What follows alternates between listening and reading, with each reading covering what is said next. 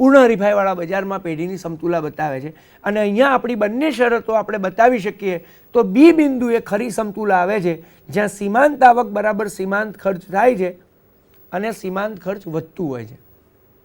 આ પેઢીની સમતુલાની શરત થઈ. હવે આપણે પૂર્ણ હરીફાઈવાળા બજારમાં આવીએ. પૂર્ણ હરીફાઈવાળું બજાર, એની જુદી જુદી વ્યાખ્યાઓ આપવામાં આવે છે.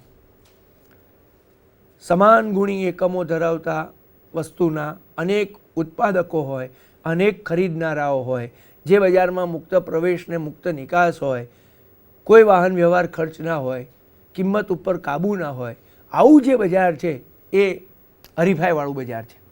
અથવા તો જેમાં પૂર્ણ સ્પર્ધા છે વસ્તુના વેચાણ ખરીદ વેચાણની, એ હરીફાઈવાળું બજાર છે. પણ જો હરીફાઈવાળા બજારને સૈદ્ધાંતિક રીતે મુદ્દાસર રીતે સમજવું હોય તો એક વ્યાખ્યા બહુ અગત્યની છે. બીજી બધી વ્યાખ્યાઓ તો છે જ, ઘણી બધી અર્થશાસ્ત્રીઓ વ્યાખ્યા આપી છે, પણ એક વ્યાખ્યા છે જે બધા જ મુદ્દાને ભેગા કરી અને રજૂ કરે છે. એ વ્યાખ્યા છે, કોઈ એક કે થોડાક ઉત્પાદકો ભેગા થઈને, વ્યક્તિગત રીતે કે સ્વતંત્ર રીતે કે ભેગા થઈને કિંમત ઉપર કાબૂ ન મેળવી શકે, કિંમત ઉપર અસર ન પાડી શકે એવું બજાર, વસ્તુ કે સેવાનું એવું બજાર એટલે પૂર્ણ હરીફાઈવાળું બજાર. કેમ આવું થાય છે? કોઈ એક ઉત્પાદક કે થોડાક ઉત્પાદકો ભેગા થઈને કિંમત ઉપર કાબૂ નથી રાખી શકતા. એનો મતલબ એ થયો કે અનેક વેચનારા છે. પુરવઠા ઉપર કોઈ એકાદ વ્યક્તિનો કે એક નાનકડા જૂથનો એવો કાબૂ જ નથી કે એ લોકો ખસી જાય, દાદાગીરી કરે કે અમારે નથી વેચવું, તો પણ કિંમત ઉપર કે બજાર ઉપર એમનો કોઈ કાબૂ ઊભો થાય.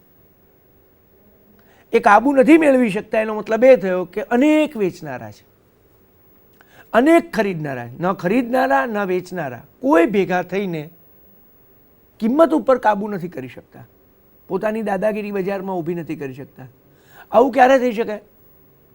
જ્યારે બજારમાં સમાન ગુણી એકમો હોય. સમાન ગુણી એકમ એ પૂર્ણ હરીફાઈનું પાયાનું લક્ષણ છે, પહેલું લક્ષણ છે કે વસ્તુ અને સેવાના સમાન ગુણી એકમો છે. કારણ કે જો વસ્તુની ગુણવત્તા જુદી હોય તો તમે જુદો ભાવ લઈ શકો છો, તો તમે જુદો ઇજારો ઊભો કરી શકો છો, તો તમે દાદાગીરી કરી શકો છો. તમારી વસ્તુની ગુણવત્તા જુદી હોય એટલે વ્યક્તિએ તમારી જ પાસે આવવું પડે, બીજા કોઈની પાસે જઈ જ ન શકે. પણ તમારી જ વસ્તુ જે ગુણવત્તા ધરાવે છે એવી જ ગુણવત્તાવાળા અનેક ઉત્પાદકો બજારમાં હોય તો તમે એકલા કશું જ કરી શકતા નથી. તમારે બજારની શરતોને આધીન બજારમાં માંગ અને પુરવઠો જે કિંમત નક્કી કરે એ કિંમતે વસ્તુ વેચવી પડે છે. એટલે સમાન ગુણી એકમો જોઈએ.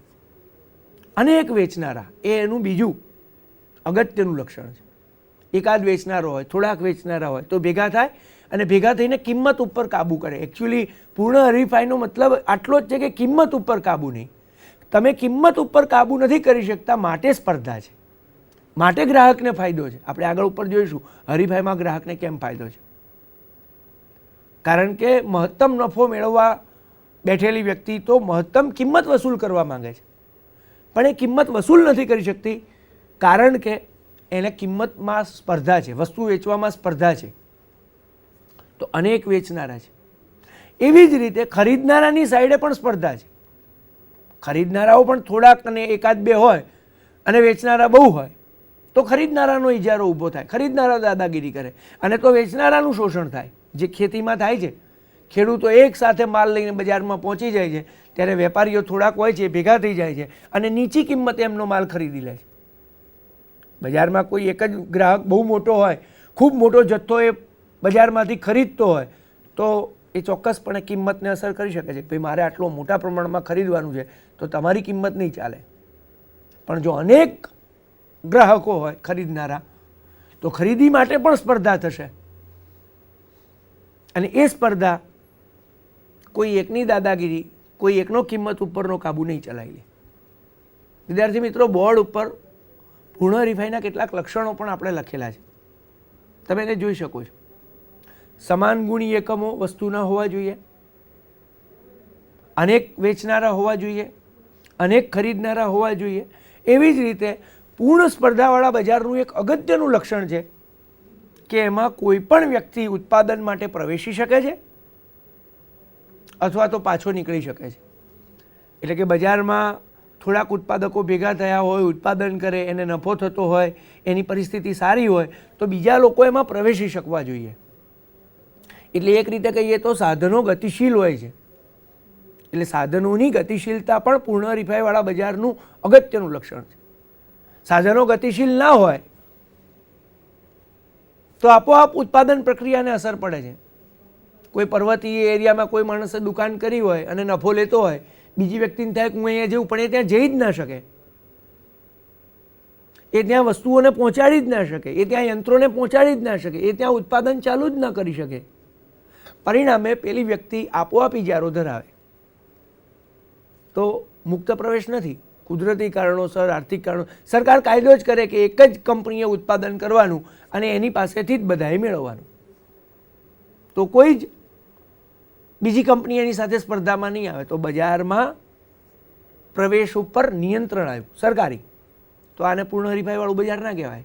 પણ સરકાર આવું કોઈ નિયંત્રણ ના કરે. આપણે અત્યારે ઉદારીકરણની વાત કરીએ છીએ ત્યારે બજારમાં પહેલાં ભારતના માર્કેટમાં બહારના ઉત્પાદકો આવીને ઉત્પાદન નહોતા કરી શકતા. વિદેશમાંથી વસ્તુઓ લાવીને આટલી સરળતાથી નહોતી વેચી શકાતી. એટલે સ્પર્ધા ઓછી હતી. હવે આપણે સ્પર્ધાવાળા બજારમાં પ્રવેશ્યા છીએ. આંતરરાષ્ટ્રીય માર્કેટમાંથી વસ્તુઓ અહીંયા આવે છે, એના ઢગલા થાય છે. ઉત્પાદકો અહીંયા આવે છે, ઉત્પાદન કરે છે. એટલે સ્પર્ધા વધી એમ આપણે કહીએ છીએ. કારણ કે બજારમાંથી નિયંત્રણો હટી ગયા સરકારના. લાયસન્સ રાજનો ખાત્મો થયો. તો જેમ સરકારી નિયંત્રણો હોય છે, એમ કુદરતી નિયંત્રણો હોય છે, એમ આર્થિક નિયંત્રણો પણ હોય છે. તમારે ઉત્પાદન શરૂ કરવું હોય તો એટલા મોટા પાયે મૂડીરોકાણ કરવું પડે, જે મોટે ભાગે લોકો પાસે ના હોય. એટલે મૂડીના કારણે પણ લોકો બજારમાં ન પ્રવેશી શકતા હોય. પણ આવા કોઈ નિયંત્રણો ના હોય, બજારમાં કોઈ પણ વ્યક્તિ પ્રવેશી શકતી હોય ઉત્પાદન કરવા માટે, તો એવી વસ્તુ કે સેવાનું બજાર પૂર્ણ હરીફાઈવાળું બજાર છે.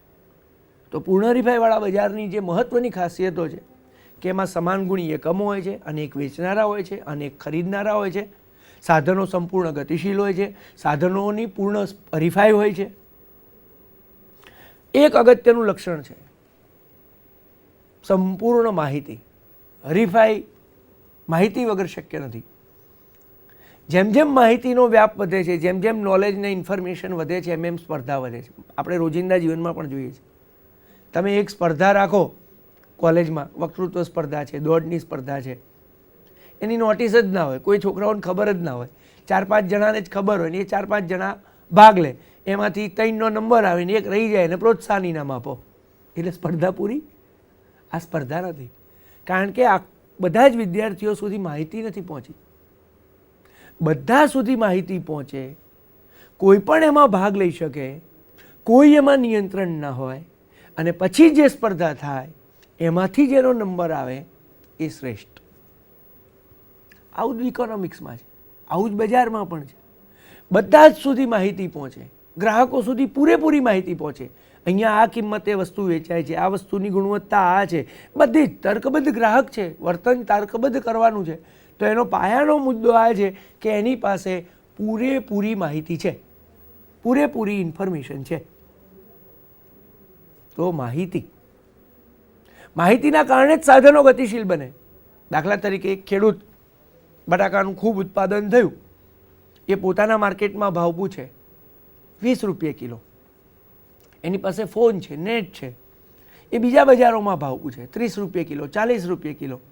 એને થાય છે કે ત્યાં ભાવ વધારે છે તો ત્યાં વેચવું, તો એ ત્યાં વેચવા જાય છે. શ્રમિક માહિતી મેળવે છે, મને ક્યાં વધારે વેતન મળશે, આ જ મજૂરી, આ જ કામ, મને ક્યાં વધારે વેતન મળશે, તો એ ત્યાં જાય છે. અને એ ગતિશીલ હોવો જોઈએ, એ જઈ શકવો જોઈએ, સાધન જઈ શકવું જોઈએ. મુંબઈમાંથી ઉત્પાદક અમદાવાદમાં આવીને કામ કરી શકવો જોઈએ, ઉત્પાદનના સાધનો લાવી શકવો જોઈએ, દુકાન ખોલી શકવો જોઈએ. જેટલી આ ગતિશીલતા વધુ એટલી સ્પર્ધા વધુ. જેટલા નિયંત્રણો ઓછા એટલી સ્પર્ધા વધુ. જેટલી એકરૂપતા વધુ વસ્તુઓની એટલી સ્પર્ધા વધુ. તો સ્પર્ધા માટે આ જરૂરી છે. હા, ઉલટું પણ એટલું જ જરૂરી છે. ખોટ ગઈ તો વ્યક્તિ નીકળી પણ શકવો જોઈએ. એને થાય કે હવે લાંબો ટાઈમ હું બજારમાં નથી રહી શકું, એમ મેં ઉત્પાદનનો જે નિર્ણય લીધો પેઢી શરૂ કરવાનો જે નિર્ણય લીધો એ ખોટો લીધો. હું નથી આમાં સર્વે થઈ શકું, એમ સર્વાઈવ નહીં થઈ શકું. અને એ નક્કી કરે કે મારે નથી ઉત્પાદન કરવું, મારે બીજા કોઈ ઉદ્યોગમાં જવું છે, મારે બીજી કોઈ વસ્તુનું ઉત્પાદન કરવું, તો કરી શકવો જોઈએ. એને સ્પર્ધા કહેવાય, એને સ્પર્ધાવાળું બજાર કહેવાય, એને પૂર્ણ હરીફાઈવાળું બજાર કહેવાય. તો પૂર્ણ હરીફાઈવાળા બજારમાં સાધનો ગતિશીલ હોય છે, નિર્ણયોની સ્વતંત્રતા હોય છે, વસ્તુની કિંમત માંગ અને પુરવઠાના પરિબળો સંયુક્ત રીતે નક્કી કરે છે. ઉત્પાદક એટલે પેઢી એને વ્યક્તિગત રીતે ફોલો જ કરે છે. એટલે પૂર્ણ હરીફાઈવાળા બજારમાં પેઢીનો જે ઉત્પાદક છે, નિયોજક છે, એણે આપેલી કિંમતે વેચાણ કરવાનું હોય છે. એ પોતે કિંમત ઉપર અસર પહોંચાડી શકતો નથી. વિદ્યાર્થી મિત્રો, બોર્ડમાં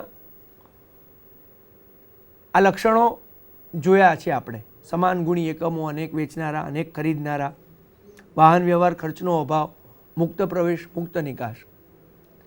વાહન વ્યવહાર ખર્ચનો અભાવ આપણે એટલા માટે લખીએ છીએ કે વાહન વ્યવહાર ખર્ચ જે છે એ પણ હરીફાઈને, સ્પર્ધાને, પેલી સાધનોની ગતિશીલતાને અવરોધે છે. તો આ પૂર્ણ હરીફાઈવાળા બજારના લક્ષણો છે. આ લક્ષણો જે બજારમાં જોવા મળે એ બજાર સ્પર્ધાવાળું કહેવાય. તમને થશે કે સાહેબ, આધુનિક બજારમાં આપણે જ્યારે જઈએ છીએ ત્યારે આવી પૂર્ણ સ્પર્ધા ક્યાં જોવા મળે છે? પૂર્ણ સ્પર્ધા જોવા નથી મળતી. વસ્તુના સમાન ગુણી એકમો જ નથી. સરખે સરખા સાબુઓ એક નામથી નથી વેચાતા, એક રૂપરંગથી નથી વેચાતા, એક ગુણવત્તાથી નથી વેચાતા. ટૂથપેસ્ટો એક નામથી નથી વેચાતી, એક સરખી નથી વેચાતી. પરિણામે એમની કિંમત જુદી છે. કિંમત એ લોકો નક્કી કરે છે. આપણે એવું ભણાય છે કિંમત નક્કી જ ન થઈ શકે વ્યક્તિથી, પેઢીથી. તો આધુનિક બજારમાં આ લક્ષણો જોવા નથી મળતા, કારણ કે એ ઇજારાયુક્ત હરીફાઈવાળું બજાર છે, એ અપૂર્ણ હરીફાઈવાળું બજાર છે. એને આગળ ઉપર આપણે ભણીશું ક્યારેક. અત્યારે પૂર્ણ હરીફાઈ સાથે જ્યારે આપણે તુલના કરીએ આ બજારની, ત્યારે આપણને ખબર પડે છે કે અહીંયા વેચવાની સ્પર્ધા છે, પણ વસ્તુના એકમો સમાન ગુણી નથી. અહીંયા બહુ જ સરળતાથી સાધનો ગતિશીલ બનતા નથી, અહીં બહુ સરળતાથી પેઢીઓ પ્રવેશી શકતી નથી. આમ છતાં કેટલીક મુક્તિ છે, એટલે સ્પર્ધા કેટલાક અંશે છે, ટકા છે, પ્રપોર્શન છે, પણ પૂર્ણ સ્પર્ધા નથી. તો એ ઇજારાયુક્ત હરીફાઈવાળું બજાર છે. પૂર્ણ સ્પર્ધા ક્યાં જોવા મળે છે? આમ તો ક્યાંય જોવા નથી મળતી. આ તો રામરાજ્યની વાત છે, આદર્શ બજાર વ્યવસ્થાની વાત છે. આમ છતાં બહુ નજીકનો સંબંધ જો ક્યાંય જોવો હોય પૂર્ણ હરીફાઈનો, તો એ ખેતીની ઉત્પાદનની જે વસ્તુઓ છે, અથવા તો અનાજનું જે બજાર છે, કૃષિ પેદાશોનું જે બજાર છે, એમાં તમને સ્પર્ધા જોવા મળશે. ઘઉંના અનેક ઉત્પાદકો ઘઉંને વેચવા આવે છે, અને મોટાભાગના સમાન ગુણી છે, એને રૂપ, રંગ, ટ્રેડર નામથી જુદા પાડવામાં જ આવ્યા નથી. અનેક ખેડૂતો છે, કોઈ પણ વ્યક્તિ ઘઉં ઉગાડી શકે છે, અને એને એમ થાય કે ના, મને ઘઉંમાં ખોટ જાય છે, તો એ ઘઉંનું ઉત્પાદન બંધ કરીને બટાકાનું કે જીરાનું કે વરિયાળીનું, એની ખેતીમાં જે થઈ શકતું હોય એનું ઉત્પાદન કરે છે. તો સરકારના નિયમોથી માંડીને બજારના નિયંત્રણો સુધીના કોઈ નિયંત્રણો ખેતીમાં હજુ ઓછા છે. એટલે ખેતીની પ્રોડક્ટ અને એનું જે માર્કેટ છે એમાં આપણે સ્પર્ધા જોઈ શકીએ છીએ. અને અનેક વેચનારાઓ, દૂધના, અનાજના, ઘઉંના, ખાંડના, બધાના, શેરડીના, અનેક વેચનારાઓ હોવાને લીધે કૃષિની પ્રોડક્ટની કિંમતો લગભગ નીચી હોય છે. બજારમાં એક સામટો ઘઉંનો પુરવઠો આવે છે, માટે બજારમાં માંગને પુરવઠો જે કિંમત નક્કી કરે એ કિંમતે ખેડૂતે વેચવું પડે છે. મિત્રો, એવું બને છે કે આપણા વેપારીઓ ભેગા થઈ જાય છે, એટલે ખરીદનારાની સાઈડે ઇજારો આવે છે અને વેચનારાની સાઈડે સ્પર્ધા હોય છે. પરિણામે ખેડૂતોનું શોષણ પણ થાય છે. એટલે પૂર્ણ સ્પર્ધાવાળું બજાર જો જોવું હોય, અથવા તો એના લક્ષણોને થોડાક કમ્પેર કરવા હોય, પૂરેપૂરા નહીં, સ્પષ્ટતા કરું છું, પૂરેપૂરા નહીં, થોડાક કમ્પેર કરવા હોય, તો ખેતીવાડીનું જે બજાર છે, શાક માર્કેટ છે, અનાજ બજાર છે, એને તમે જોશો તો ખ્યાલ આવશે કે આ ચોક્કસપણે પૂર્ણ હરીફાઈથી નજીકનું બજાર છે. જ્યારે આપણું જે ઔદ્યોગિક બજાર છે એમાં ઇજારો, દ્વિહસ્તક ઇજારો, અલ્પહસ્તક ઇજારો આપણે જોઈ શકીએ છીએ. એક બે જ કંપનીઓ છે જે ખૂબ ઉત્પાદન કરે છે અને મોટો બજાર ભાગ લઈ લે છે, તો એ લોકો કિંમત પણ નક્કી કરી શકે છે અને તમારે એને જ તાબે થવું પડે છે. એક્સ કે વાય વસ્તુ ખરીદવા માટે તમારે એક્સ કે વાય કંપની પાસે જ જવું પડે છે, બીજી કોઈ કંપની પાસે તમે જઈ શકતા નથી, અને પરિણામે તમારું શોષણ થાય છે. તમારી પાસેથી એ ઊંચી કિંમત વસૂલ કરી શકે છે. પણ આપણે અત્યારે ઇજારાવાળું બજાર ભણતા નથી, ઇજારાયુક્ત હરીફાઈવાળું બજાર ભણતા નથી, એટલે પૂર્ણ હરીફાઈમાં પાછા આવીએ. તો મિત્રો, બોર્ડ ઉપર તમે જોઈ શકો છો એ પૂર્ણ હરીફાઈના લક્ષણો છે. અને હવે આપણે પૂર્ણ હરીફાઈવાળા બજારમાં પેઢી સમતુલામાં કઈ રીતે આવે એને સમજીએ, અથવા તો પૂર્ણ હરીફાઈવાળા બજારમાં સમયની રીતે ટૂંકા ગાળામાં પેઢી સમતુલામાં કઈ રીતે આવે અને લાંબે ગાળે પેઢી સમતુલામાં કઈ રીતે આવે એની ચર્ચા હું બોર્ડ ઉપર જઈને કરીશ. તમે બોર્ડ ઉપરની આકૃતિ અને લક્ષણો જોશો.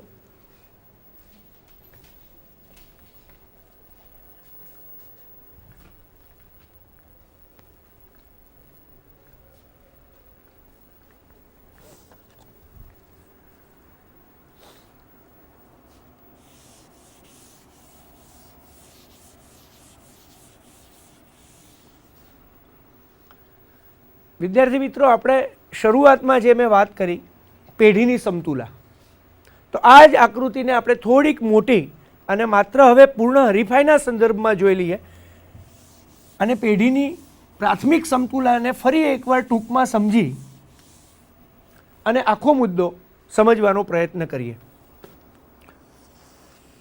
આપણે જાણીએ છીએ આવક અને ખર્ચના ખ્યાલો તમે ભણ્યા ત્યારે કે પૂર્ણ હરીફાઈવાળા બજારમાં વ્યક્તિગત રીતે કોઈ એક પેઢી, હમણાં જે કીધું એમ, કિંમત ઉપર અસર પહોંચાડી શકતી નથી. એટલે એની માંગ રેખા સંપૂર્ણ મૂલ્ય સાપેક્ષ છે. આપેલી ઓપી કિંમતે એ ગમે એટલા નંગ OM એકમ વેચે, OM2 એકમ વેચે કે OM3 એકમ વેચે, એ વેચી શકે છે. એટલે એ એક આ નક્કી નથી કરી શકતી. નક્કી આ કિંમત કોણે કરી છે?